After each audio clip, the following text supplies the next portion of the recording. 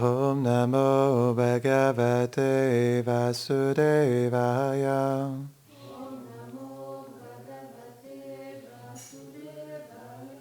Om Namo Bhagavate Vasudevaya.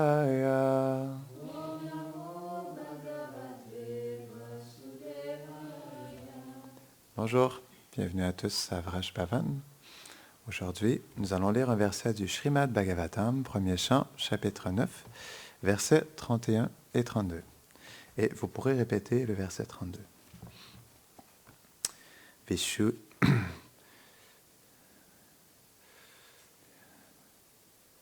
Vishuddhaya dharanaya hatashubhas tadikshaya vaisugata yudashrama nivrita savendriya vriti vibраmas tustava janyam vrishri janjanadhanam. Traduction. Dès que... le deuxième, parce qu'il n'y a pas de commentaire sur celui-là. Dès qu'il se concentra sur le Seigneur, Bhishma devint libéré des entraves liées à l'existence matérielle. Et toutes ces souffrances provoquées par les flèches qui perçaient son corps disparurent par le simple regard du Seigneur miséricordieux. Son mental et tous ses sens devinrent fixés dans une pure méditation, et juste avant qu'il ne rende son dernier souffle, il glorifia le Seigneur Janardhan avec les hymnes suivants. Verset 32, dont vous pourrez répéter.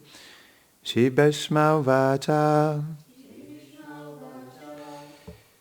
Iti Matir Upakalpita Vitrishna Bhagavati Sattvata Pungave Vibhumni. Ouais, on va aller plus lentement. Svasukamupagate kvachid vihartum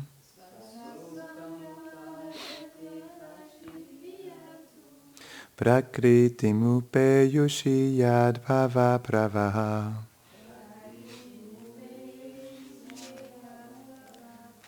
Pas facile. Ah, d'accord. Non, c'est vrai. Je suis d'accord. Traduction. Bhishma dit, par la force d'une vertu spirituelle inconnue, accumulée, je suis maintenant capable de fixer complètement mon mental sur le Seigneur originel, Sri Krishna. En jetant un simple regard sur sa propre puissance externe, connue comme Maya, il apporte le vaste flot de la création dans l'univers, tout en restant situé dans ses propres caractéristiques transcendantales. Il n'y a rien de plus grand ou d'égal à lui. Il est l'incarnation de la félicité.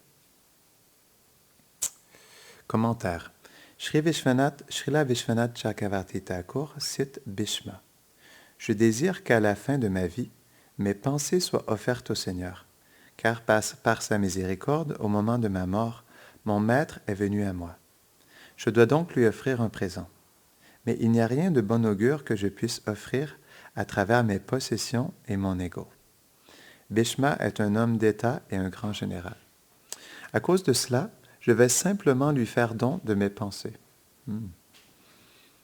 Srila Vishwanath Chakravarti Thakur explique que dans ce monde, nous voyons des personnes qui offrent des prières avec le désir d'obtenir quelque chose en contrepartie. Mais les pensées de Bhishma sont libres de désirs intéressés. Il les offre au Seigneur Bhagavan, qui est empli des 6 opulences merveilleuses. Ce Seigneur originel est Krishna, qui est connu comme le meilleur de la dynastie Yadu. Il est l'origine de tous ses autres aspects et en tant que son émanation plénière, il est connu comme Narayan, le Seigneur suprême. Par conséquent, il n'y a rien de supérieur à lui, car il est la source de Narayan. Il descend sur terre afin d'avoir l'association de ses dévots, comme les Yadavas et les Pandavas qui y demeurent, et avec eux, il atteint la plus haute félicité. Telle est la raison première de sa venue. Ainsi, les principales qualités du Seigneur ont été dépeintes. Ensuite seront décrites ses qualités secondaires en rapport avec la création. C'est un très beau verset. Wow. Ouais. Om Jnanatimidandasya Jnananjana Chakshurun Militam Jena Tasmai Shri Gurave Namaha Shri Chaitanya Manobishtam Stapitam Jena Bhutade Swayam Rupa Karamayam Dadati Svapadantikam He Krishna Karuna Sindhu Dinabandho Jagatpate Gopesha Gopika Kanta Radha Kanta Namostute Tapta Kanchana Gaurangi Radhe Vrindavaneshwari Vrishabhanu Sute Devi Pranamami Hari Priye Vanchakalpatarubhyascha Kripa Sindhubhya eva cha Patitanam Pavanebhyo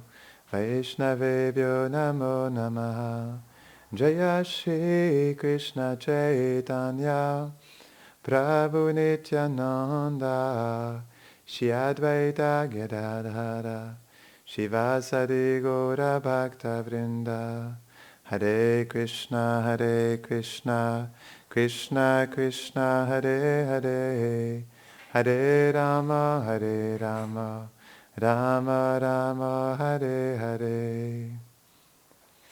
Namahom Vishnupadaya, Krishna Prashtaya Bhutare, Shrimate Bhaktivedanta, Swaminiti Namine, Namaste Sarasvati Deve, Gauravani Pracharine, Nirvishesha Shunyavadi, Pashchatyade Shatadine. Comme Yamuna n'était pas là, on va relire le verset, parce que c'est tellement un beau verset. Bhishma dit, par la force d'une vertu spirituelle inconnue, accumulée, je suis maintenant capable de fixer complètement mon mental sur le Seigneur originel, Sri Krishna. En jetant un simple regard sur sa propre puissance externe, connue comme Maya, il apporte le vaste flot de la création dans l'univers, tout en restant situé dans ses propres caractéristiques transcendantales. Il n'y a rien de plus grand ou d'égal à lui. Il est l'incarnation de la félicité. J'ai une histoire à vous raconter aujourd'hui. Mais c'est une histoire spontanée.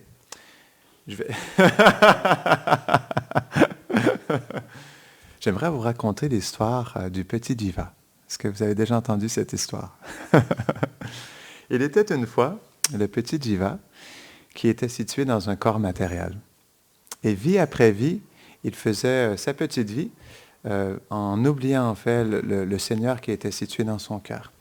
Vie après vie, sans se rendre compte que le Seigneur était présent dans son cœur, il oubliait qu'il était toujours avec lui à l'accompagner vie après vie. Malgré le fait qu'il était toujours présent pour lui pour réaliser tous ses désirs. Non? Vie après vie, il continuait dans l'oubli de son cher Seigneur adorable, qui était dans son cœur, à attendre tout simplement que peut-être dans cette vie, ou dans celle-ci, ou dans celle-là, il pourrait peut-être se tourner vers moi. Là est l'amour du Seigneur. Il n'y a aucun autre meilleur ami que lui. Le Seigneur, vie après vie, est prêt à tolérer en fait son dévot qui est endormi dans le cœur et qui oublie sa présence. Vie après vie, il le laisse utiliser son énergie matérielle pour répondre à ses désirs. Là est la compassion du Seigneur. C'est là où on voit à quel point Krishna est notre meilleur ami. Qui d'autre que Krishna pourrait faire ça en réalité? De nous accompagner vie après vie dans notre cœur et de répondre à nos désirs, parce que c'est ce que Krishna fait dans notre cœur. Il répond aux désirs de l'être vivant. C'est pourquoi on fait comme par exemple, il répond aux désirs de ses dévots aussi. Il descend pour répondre aux désirs de ses dévots, pour être avec ses dévots, pour répondre à leur affection pour lui, non? Pour échanger avec eux. Et il fait la même chose avec l'âme conditionnée dans le cœur. Krishna, c'est là qu'on peut voir qu'il n'y a personne d'autre comme Krishna. À quel point il a de l'amour pour les êtres qu'il est prêt à les accompagner vie après vie. Et il faut comprendre, il y a un verset dans le Bhagavatam qui dit que Krishna, en fait, il a de la peine. Il a de la peine de voir l'âme qui est dans le cœur et qui tout simplement est absorbée dans les fruits non, que ce monde nous offre, non, en réalité. Et il a beaucoup de peine, ça le fait souffrir en réalité. C'est pas qu'il est indifférent à ça. Il n'est pas touché par ça, comme ça expliquait, non? Il est l'incarnation de la félicité. Il est rempli de toutes sortes de qualités transcendantales. Donc, rien ne peut toucher Krishna, mais reste qu'il est tout de même peiné par ses futurs dévots, non? Qui sont dans le cœur et qui sont endormis. Et c'est pourquoi il continue vie après vie, non? Il n'y a personne d'autre que Krishna qui peut faire ça en réalité. Vie après vie, depuis le début de notre existence dans ce monde, il nous a accompagnés. Il était là depuis le début, puis il sera là tout au long de notre existence jusqu'à temps qu'on retourne au monde spirituel en réalité. Donc, qui d'autre que Krishna peut faire ça? En réalité, l'âme conditionnée, elle exploite Krishna. On peut dire, c'est pas qu'elle exploite Krishna directement, mais elle exploite, on pourrait dire, le fait que Krishna, il doit accompagner l'être vie après vie, non? Et l'âme, sans s'en rendre compte, elle pousse Krishna à revenir, non? Vie après vie dans le cœur de chaque corps qu'elle va apprendre et de l'accompagner à nouveau. Puis, on comprend que, comme Krishna, il est là pour les êtres parce qu'il est humble, non? Il est tellement humble qu'il est prêt à accompagner les êtres vie après vie et de répondre à leurs désirs. Je ramène le point, mais c'est quelque chose qui est important de comprendre parce qu'il faut comprendre que toutes les âmes conditionnées qui sont dans ce monde, comment se fait-il qu'ils arrivent à réaliser leurs désirs? Ce n'est pas de leur propre chef parce qu'ils ne sont pas en contrôle de l'énergie matérielle en réalité, non. Donc, c'est uniquement Krishna qui réalise leurs désirs. Il y a un verset dans le 2e chant du Bhagavatam qui dit que nous soyons remplis de désirs matériels, que nous n'ayons pas de désir ou que nous désirions la libération. Krishna a dit, vous devriez vous abandonner à moi parce que de toute façon, c'est moi qui réalise tous ces désirs, non? Donc, dans tous les cas, c'est toujours Krishna qui réalise les désirs de l'être, non?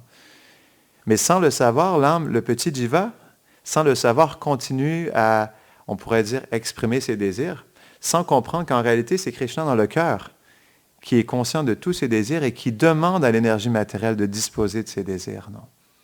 C'est pourquoi, en réalité, on peut comprendre que, en quelque sorte, l'âme, il exploite on pourrait dire, la compassion de Krishna, parce qu'il continue à pousser Krishna de revenir, mais Krishna, il le fait parce qu'il est humble et parce qu'il a tellement d'amour pour les êtres, non? C'est pourquoi c'est notre meilleur ami, en réalité, parce qu'il ne nous a jamais laissé tomber, et il ne nous laissera jamais tomber non plus, non? C'est tellement beau. Donc, c'est pourquoi Krishna, c'est vraiment... On doit c'est un point qui est particulier parce que lorsqu'on réalise ça, on a envie de réciproquer de tout notre cœur avec Krishna parce qu'on réalise qu'en réalité, on est profondément endetté envers lui.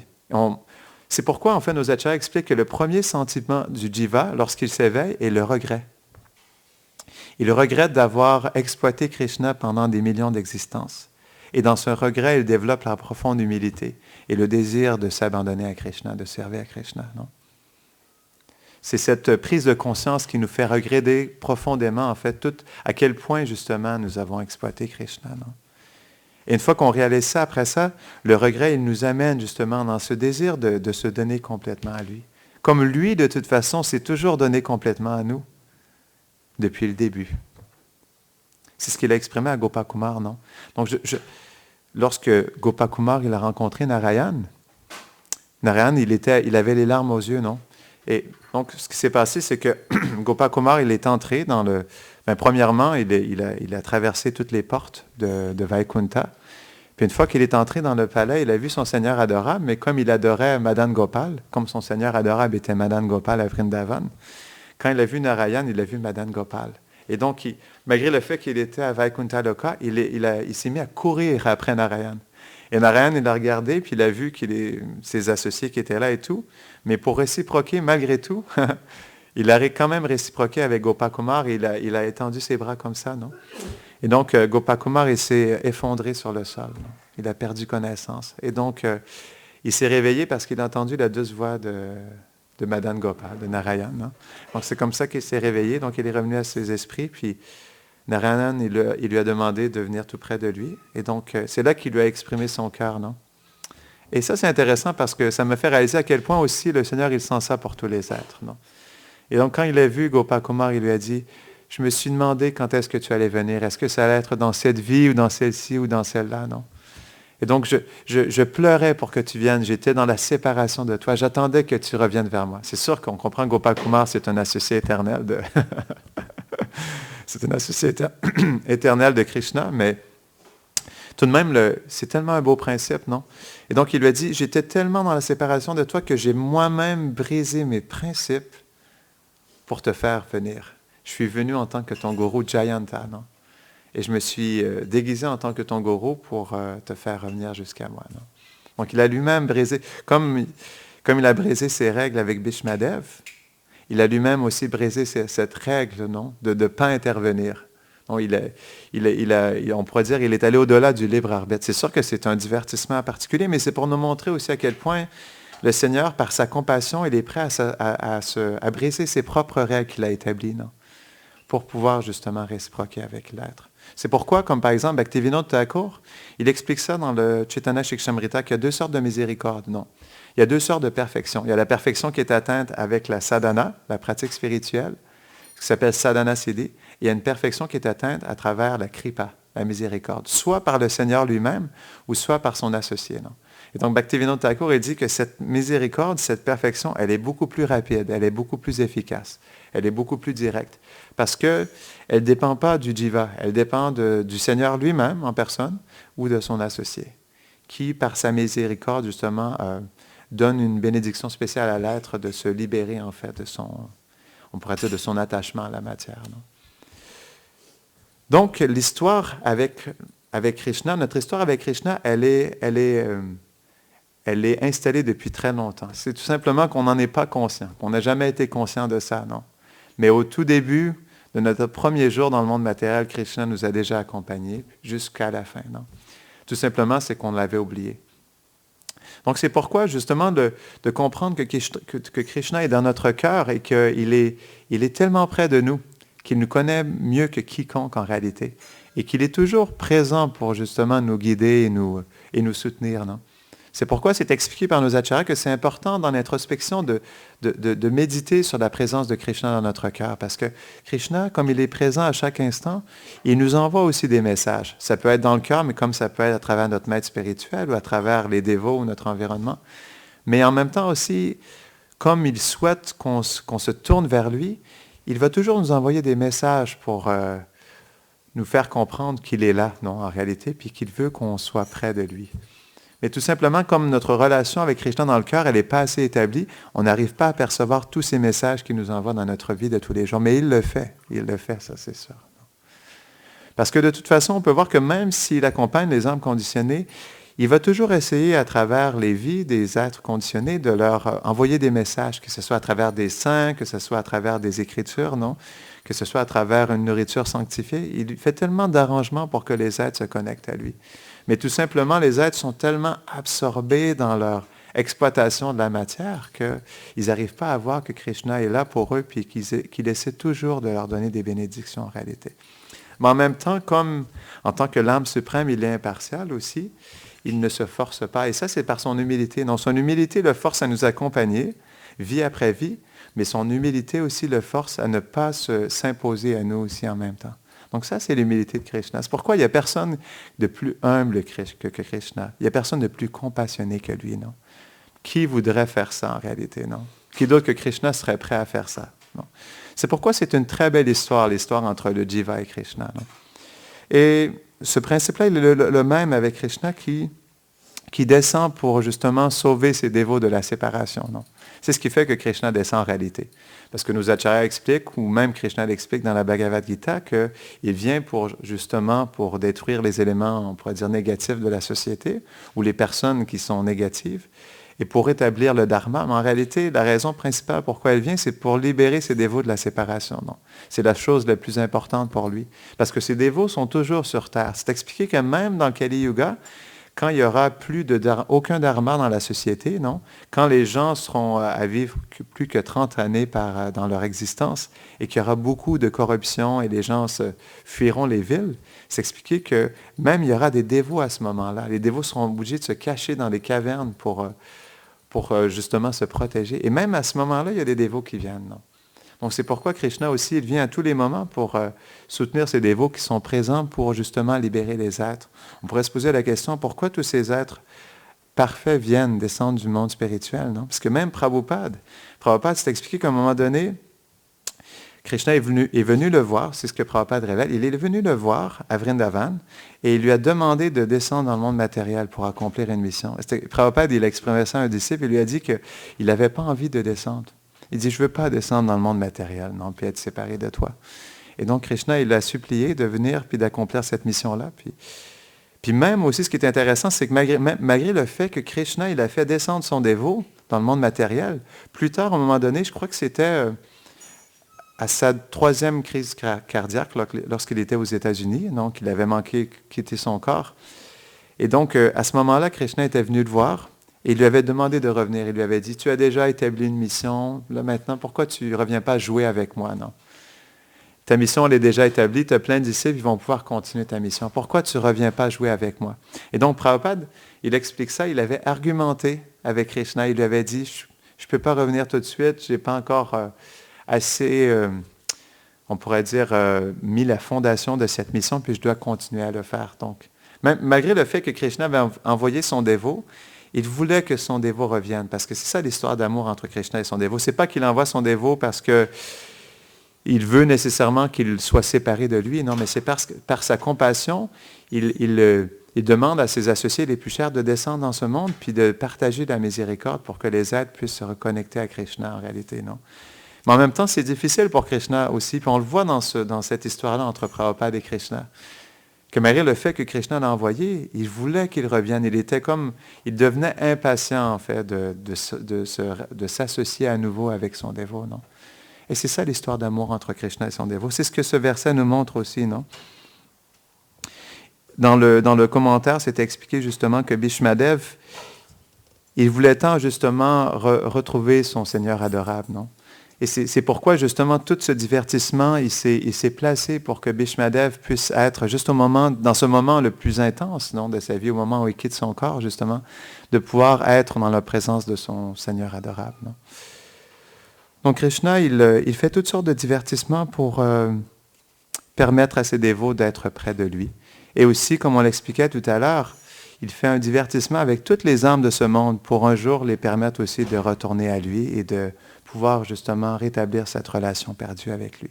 Comme Sridhar Maharaj il disait, c'est un beau titre de livre, non? À la recherche de ses serviteurs perdus. C'est très joli, je trouve. À la recherche de ses serviteurs perdus. Donc c'est pourquoi Krishna, il envoie ses associés, c'est pour amener ses serviteurs perdus qui se sont endormis en fait dans ce rêve matériel en réalité. Donc on va terminer ici. Est-ce que tu voulais rajouter quelque chose, Gurudev? Grantara Srimad Bhagavatam ki Jai.